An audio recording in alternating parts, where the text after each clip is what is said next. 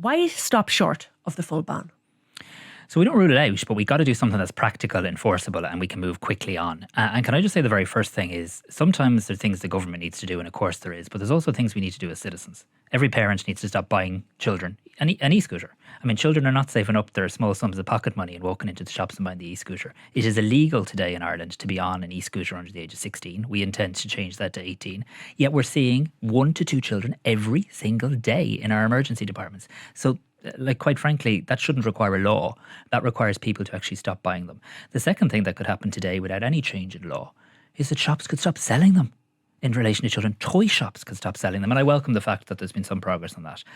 It's not illegal for them to sell them. Correct. Now it's about to be, and let me get to that. So what we agreed yesterday was next month a number of things will happen by way of regulation. It will be illegal to be on an e-scooter under the age of 18 rather than 16. The fines will be increased for any breaches of the law. It will be mandatory to wear a helmet and to wear high vis. And then in September we will introduce laws that will really overhaul the entire system. And that's where we've got to move beyond this conversation about can the guard catch somebody on an e-scooter to a conversation about the point of sale. You've got to be able to make sure that it's illegal to sell an e-scooter to somebody under the age of 18. You've also got to make sure that there's registration. I believe there should be insurance and either tax or a registration fee. So that's the major overhaul that's coming in September. But like I say, no one needs to wait for the government here. People could actually change behaviours today, particularly when it comes to children. But we are taking a series of decisive actions. Okay, let's look at September. What will be required to obtain that licence? So I need to be a little bit careful here because we've taken the decision yesterday. There will be a memo that will come to Cabinet next week, and then obviously the legislation will be produced in the month of September. But the aim here will be that we've made good progress as a country before when we've put an obligation on point of sale. So for example, if you take alcohol as an example, it's a hell of a lot harder to buy alcohol under the age of 18 now as a result of the obligation being on the person who's selling the alcohol. So in the first instance, there will be registration. Who's buying it? What's the address? How do the guards trace it?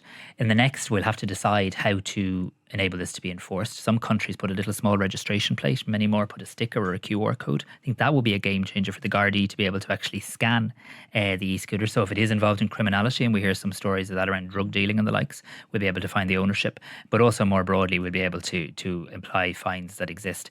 And there will be insurance required. And we've seen this in a number of other countries too. There's a real laguna here at the moment that is causing a major issue.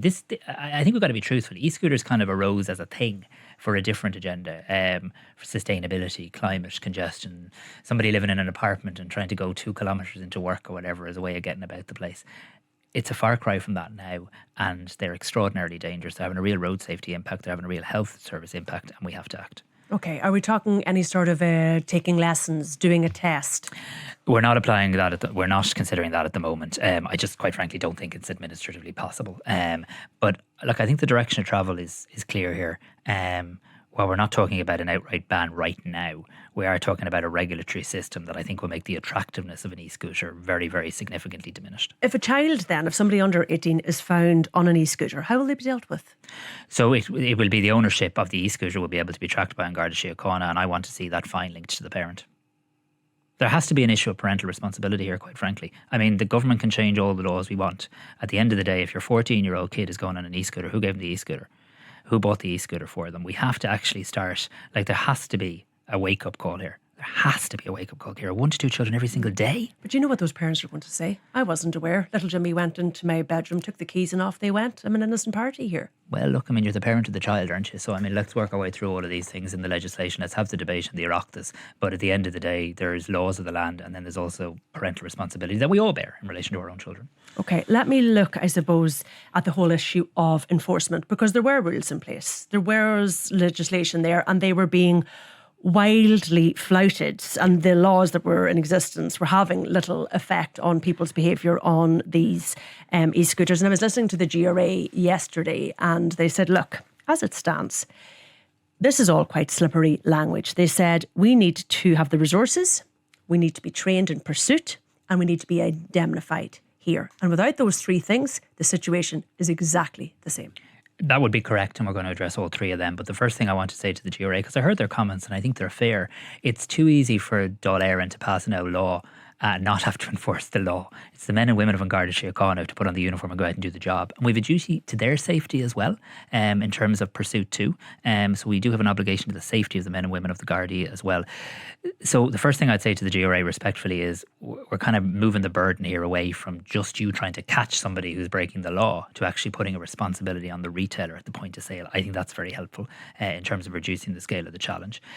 Secondly, we did decide yesterday that issues around how you protect the Gardaí will be dealt with in terms of the legislation around indemnifying. The idea that any member of a Garda Síochána who's going about their duties would find themselves having to wonder at the back of their mind, can I do this or am I going to end up in trouble? That pendulum has swung way too far.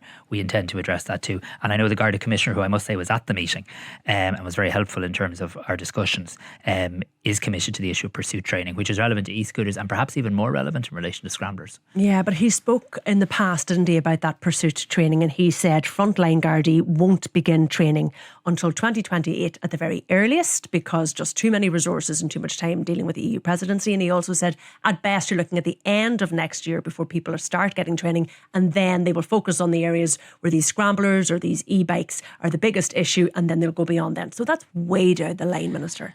Well, look, I think that's a matter for the Garda Commissioner from an operational point of view. I mean, the government is growing Garda numbers. The Garda Commissioner needs to decide the level of training that the Gardaí require. And I'm very much aligned with the views of rank and file Gardaí who have said they need that pursuit training. And I know the Garda Commissioner is as well. But I just... The conversation, and I don't mean this in any way rudely, a conversation that's just about how the Garda is going to catch someone on an e-scooter is kind of missing the point. It's kind of missing well, I think it is. Though, no, I think it because is. Because the GRA said yesterday, look, right, you have a 15-year-old who's been using an e-scooter and they shouldn't be on it on public roads, right? That's the law as it stands in this country. And they see them now in 2 months' time when that new legislation comes in and they say, right, you're not wearing a helmet and you definitely shouldn't be on that. Stop. They don't stop. Off they fly, makes no odds. But look at it a different way. You're not going to pursue them. So today the law is that person can't be on an e-scooter anyway, right? But if the guard catches them, they don't have a registration plate or a sticker. They haven't had to register the vehicle at the point of thing. They haven't had to wear a helmet. Yeah, but if they catch them, and they only catch them if they pursue them, and the GRA saying, we're not pursuing yet. But what we're doing, well, firstly, the Gardaí do have to enforce the laws of the land without fear or favour. They don't have a choice as to which laws to enforce, and the Gardaí know that. They enforce the laws of the land. They do a very good job. What I'm saying is, though, we're trying to cut the issue off its source here. I don't want Gardaí having to spend their life chasing 14 and 15-year-olds up and down bike lanes. What I actually want a situation is that 14 and 15-year-olds aren't on e-scooters. And that's what we're trying to do. Up until now, it's been, and I say this respectfully, kind of left to the Gardaí. I think that's been unfair. I think there's been laws they've been asked to enforce that haven't really been enforceable, if we're being truthful. I agree with them on that. So we're bringing in, I suppose, new supports for them, but new supports for the public and new protections for children by putting that obligation at the point of sale. And I think that is a big change. Let's go back to that issue. You say, look, if those children are found on these e-scooters, it's up to the parents. It's the parents' responsibility. And you're saying it's time to fine those parents. Can you tell me more about that? What's your thinking? What level of a fine? I mean, we don't normally do that in this country. So I think we need to work our way through all of this legally with the Attorney General and the likes. We just had a discussion yesterday, obviously, to decide the principles. There's to be a memorandum brought to Cabinet next week. There's to be legislation produced in September. But there are already fines in place. Depending on the age of the person on an e-scooter, whether that fine can fall to them or not. But I do think we have to push this back somewhat alongside a suite of legislative reform to the idea of how's the child getting the e-scooter in the first place. And these things aren't inexpensive, Ciara. Like, they're not inexpensive. You're not saving up small sums of pocket money and walking into, name a toy shop. And what the hell is a toy shop doing selling an e-scooter? And they are, by the way. So morally, should they stop now immediately? Immediately. And they don't need any law. And your listeners should help with this. We should all help with this. We should be telling these shops to stop selling them. Now, some have. My colleague, Deputy Michael Murphy, who's the chair of the Oireachtas Transport Committee, Tipperary TD, highlighted this, and Amazon and others have said they're going to stop. But they need to stop immediately. Like, there's just too much of this reliance of, when is this new law being passed? We're going to pass the law. We're fully committed to it. We've things to do. But there's also things that are just right and wrong. Buying your child an e-scooter is wrong. Selling an e-scooter in a toy shop is wrong. Those things shouldn't need law. They just need a bit of cop on.